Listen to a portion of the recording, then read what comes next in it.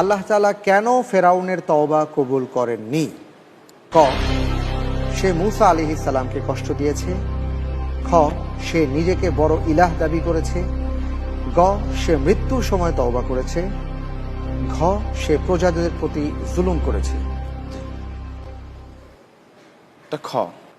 Lock করে দেয়া হোক খ, কারণ সে নিজেকে বড় ইলাহ দাবি করেছে।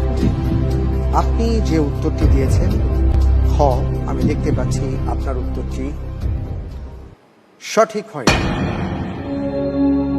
উত্তর হবে গ, সে মৃত্যুর সময় তওবা করেছে।